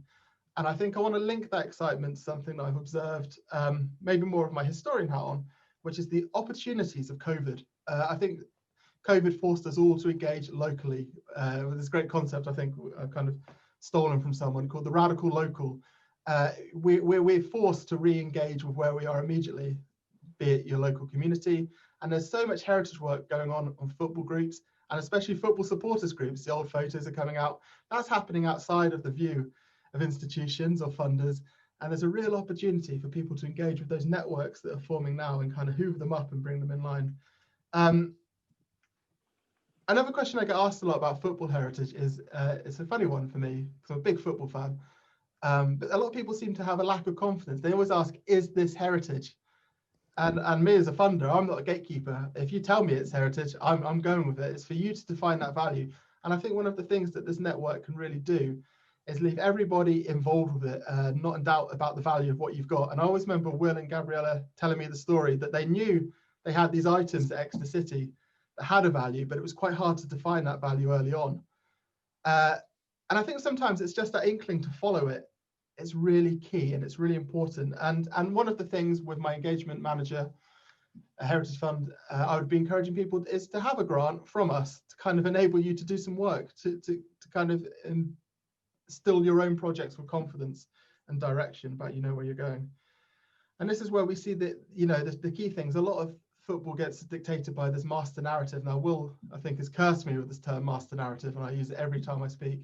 But for so often, football is, for the layman, it's results, it's trophies, it's success. But the real narrative of football clubs is location, and it's that constant, and it's people generationally engage, come and go, and it's intergenerational. And maybe it's the houses around, or it's that locale. And those are the things I think a heritage grant project could really help clubs explore. I'm quite into this idea of the Eco Museum, which is in the new museology of the 90s. It was put forward from Levard in France, where it kind of says the museum itself, the traditional museum, is a building and it's a collection and it's experts, it's curators and it's techniques. Whereas the possibilities of the new museum or the Eco Museum it's a defined territory, it's heritage, it's memory and it's population. And those things take the place of that expertise, that curator. So really it's restoring the ownership of the heritage into the community, allowing them to define their own journey. And that's what I really think. I don't think anyone should ever really be too insecure about what they've got. I think we should always be willing to explore what we've got and find ways to connect it with others' experience and lived experience especially. I think two things are really key to ask. Who are you engaging with at the moment in your default? Who are you not engaging with? You know, we all know the kind of people who want to engage. They all look like me, and they're probably much like me, wearing a Sunday League football shirt under their other shirt as a vest. There's a real opportunity to find people who don't look like the default and bring those in. And again, at Exeter City, I witnessed that with the Sporting Memories group and the Veterans groups. And these are kind of tangential groups that really aren't engaging with that master narrative, you know, but they're engaging on the margins. And I think that's what the most interesting work in heritage does, is where it almost doesn't feel like a heritage project, it's a social inclusion project. And I know for a fact that senior managers at the Heritage Fund are very keen on projects that kind of push outside of that expectation of archiving, maybe to bring in the socially inclusive groups. Again, I've written what is the master narrative as documented, but what's the real narrative? What's the real experience of people at the club, the people who come to match days? Those are what I really want to know. And those things, they're almost the intangible cultural heritage. It's the smells, it's the sound, it's the chants, it's that match day experience. And I was thinking about my manager at the Heritage Fund. She just associates the smell of pick and mix with going to the football because she would always get pick and mix on the way. And it's those things that lived experience is really important to document, especially in a world where Woolworths doesn't exist and there is no pick and mix. That itself has become very much a heritage experience. And finally, I think those things that, you know, how do your project ideas meet the needs of the funder? So at the Heritage Fund, we're always going to be interested in that wider range of people and engaging safely. The fund we've announced today that you might want to look at, I think has a different set of criteria. So it's really important to make sure your projects do align with funders. But engagement staff will always be happy to have a chat with you about your ideas, including myself. If you're in the London or South area, so that's London, the Southeast, right across the Southwest, it would be myself, one of my colleagues. I'll pop my email address in the chat so you can send me any questions you might have. But that's it, really. Hopefully that's not too much information outside of a PowerPoint. I just really want to whet the appetite today, and then, you know, we can follow up when the tap's back on. Absolutely ideal, Tim, and in two parts as well. Yes, yeah, sorry about that. I think two valuable presentations there. I think two key themes that run through all of that is the importance of social inclusion, which of course fits with the overall theme of this, and certainly developing projects that are move beyond just research towards engaging activities. And of course, Richard talked about the network, which I think is something that in the chat is important to all of us. So we have about 15 minutes left before I have to go and create more history with Saturday's FA Cup programme. But I think the first thing that we'll we'll just have a little look at is the idea of a network. I think some of the questions here that have been asked, are the Sporting Memories Network involved? Is the National Football Museum involved? Are the FA involved, and so on and so forth? And the simple answer, in a sense, is not in any coordinated or constructed way within our networked group, but they do provide resources, and you can engage with them. I think my idea, or our idea on this particular project, is to bring us all together en masse and find ways in which we can affiliate ourselves with these organisations and find ways in which they can help to support, but also to all come together and support each other. One thing that I'd like to do, with your permission, I will contact you all following the session today for a little bit of feedback on what we've done this morning, and also to ask if you'd like to be part of a broader network and to discuss perhaps ideas on how we might achieve that. Now, one thing on terms... Sorry, Sarah from Watford Museum here. Hi, Sarah. Hiya. Very quickly, on the subject of networks, there's the Sporting Heritage Network that I think a lot of us are a part of. I was talking to them just before lockdown. We were looking to launch a football heritage network specifically, because, as you say, there really isn't anything quite out there at the moment, and it's not being led. The FA probably are one of the least sort of like active on the heritage front, although we speak to them as well. So I think that that's a really important thing. So again, you know, sharing, I'd be really happy to share my details with everyone, and almost, you know, and have a little network with us, this group here as well. So sorry for interrupting. No, not at all. I think that's perfect, Sarah. That's exactly the kind of thing that I'm really looking for. And of course, another question that I was asked was if the Sporting Memories network is involved. And I think the way the Sporting Memories network operates in almost kind of a franchise basis, and that clubs adopt the practices. I believe it initially started in Scotland, and indeed we were doing Sporting Memories-esque work Exeter City with our Grecian Voices thing, but before it happened, it's certainly something that seems to be building up organically. So again, in terms of creating a network and resources working together, working with the FSA, producing a go-to or a how-to guide, I think would definitely be valuable for all of us. I'm just going to go on to a couple more kind of practical questions, because we've talked a lot about the ethos and the various activities. We haven't talked a great deal about the how. And one question that I've had in here is, what do we do with the enormous amounts of quite recent stuff that people want to give us but have little value as we have copies, and they give us a real storage challenge? I think, thinking back to Roger's slide, I'm inclined to go to you, Roger. What are your thoughts in terms of that?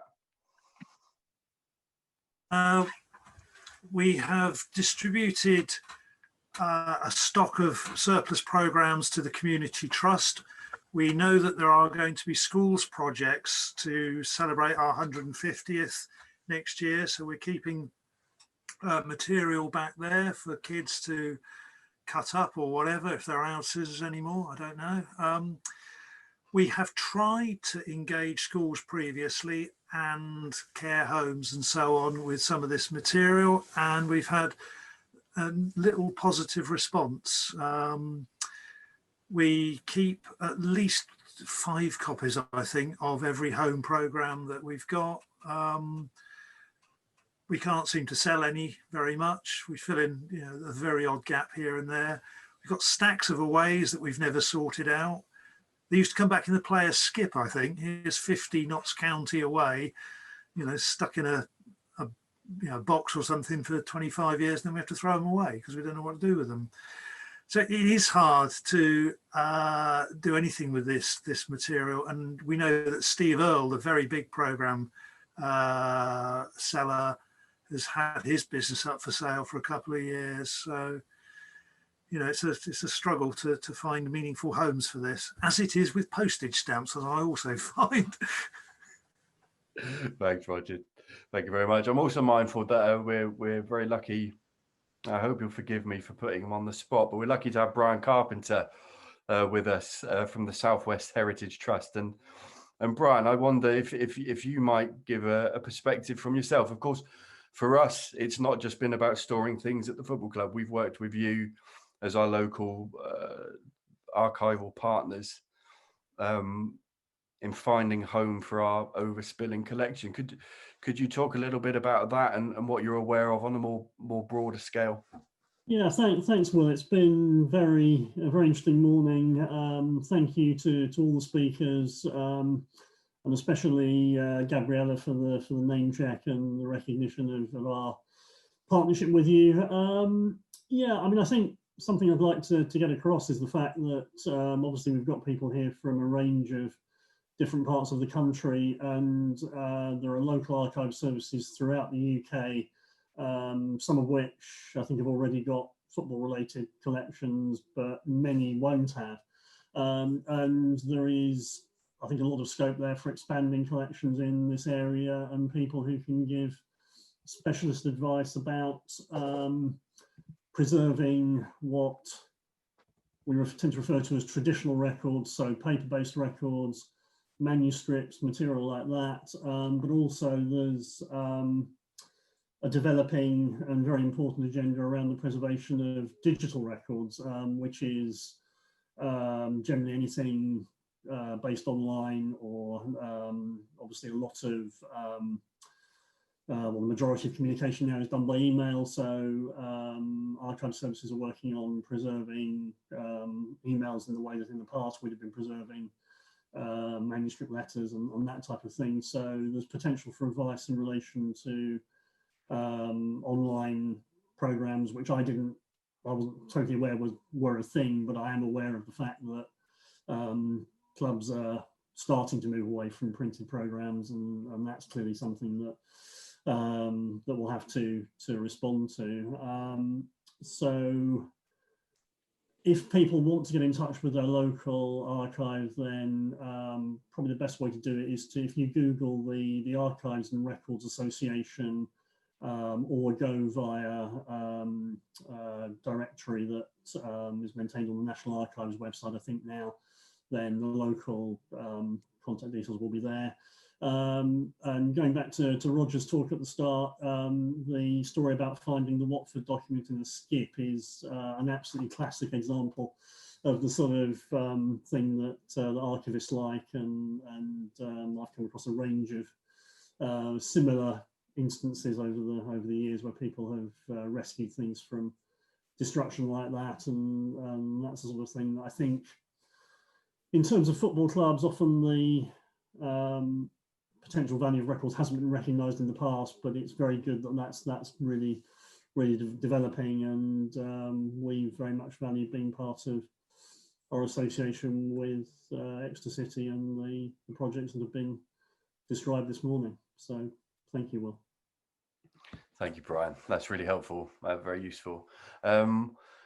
Before I summarise and wrap up this morning, does anybody on screen have any questions for any of our speakers today, or any further comments or activities you'd like to share with everyone else? Could I just come in there? Sorry, I'm in trouble with my camera. It's James from the Huddersfield Town Supporters Association and FSE. Just on the kind of storage issue, we've taken quite a ruthless approach in the sense that we've gone sort of entirely for a digital archive, and so we've teamed up with a publisher and a white paper scanner or heritage digitization company, and we've gone through about 60,000 pages worth of content now, predominantly from programs, but also from a private archive of someone who has about 25,000 pages worth of content. We've asked for the content, but we've been really clear that, look, the beauty of scanning is we can scan it and give it you back, or we can scan it and just give it to someone, but we won't be storing anything. And I think for some trusts or for some groups, it might not be possible. So we've kind of just said, we won't be responsible for the content itself. We will make sure there's digital archiving processes. So we'll make sure there's deep store and, you know, perpetual backup in case, and, you know, the image hosting or server went down. But we've really kind of made it incumbent upon everybody else to do what they want with the material, and that might mean they throw it away, to be honest. But that is one option. Yeah, no, that's a great solution, James. I think it's often needs must situation. The best thing to do is for everyone is to kind of develop your own collection development policy and platform planning, which is different across every organization, every club, so on and so forth. The thing when we spoke before, I said to you that the ECFC museum actually started as an online. It started as the Grecian archive. We began life in the digital space and then became a physical museum, which is the opposite of the traditional kind of museum paradigm. So it sounds like you're doing great work there, and absolutely does resolve some of those storage issues. Any other contributions or questions from anyone before I bring us to a close this morning? Excellent. Okay, well, good. We made good time there. I think. Thank you to all of you for joining us this morning. As I said at the beginning, 2 hours is no time at all when you're talking about hundreds of years of history and thousands of people in various communities and God knows how many programs you have, as Roger has on his shelves there in Reading.